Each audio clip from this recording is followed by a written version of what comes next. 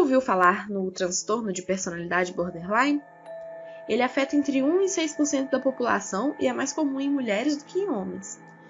O sinal mais revelador do transtorno de personalidade borderline, ou TPB, é uma longa história de instabilidade nas relações pessoais. Isto é em parte causado por emoções instáveis e impulsivas.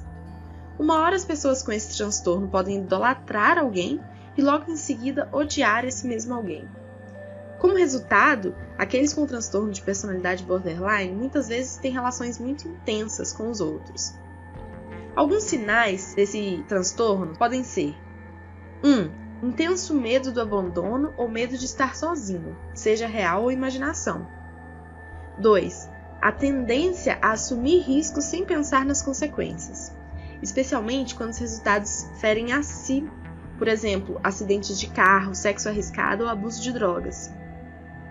3. A tentativa de automutilação ou ficar pensando em suicídio. Pessoas com transtorno de personalidade borderline geralmente não estão tentando matar-se quando se autoprejudicam. Ao contrário, elas estão expressando sentimentos de raiva em relação a si mesmas ou tentando se sentir normais. 4. Ter um sentido instável de si. Pessoas com transtorno de personalidade borderline podem muitas vezes sentir que são pessoas diferentes dependendo de com quem estão. Elas geralmente descrevem se sentir perdidas e vazias. 5.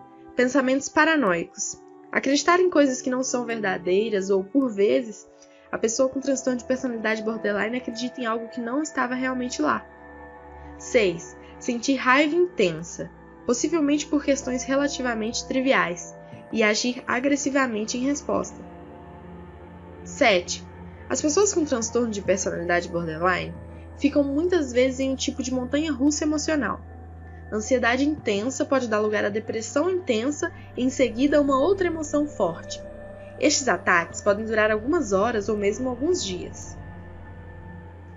Sobre o diagnóstico, causa e tratamento para esse transtorno, profissionais de saúde mental geralmente procuram uma maioria desses sintomas, a fim de diagnosticar alguém com transtorno de personalidade borderline. O tratamento psicológico para o transtorno de personalidade muitas vezes envolve o treinamento na regulação das emoções. Às vezes, pessoas com esse transtorno tomam antidepressivos. Isso porque elas estão muitas vezes deprimidas ou sofrendo com outros problemas mentais, como o transtorno de estresse pós-traumático. A causa da doença ainda não é bem compreendida.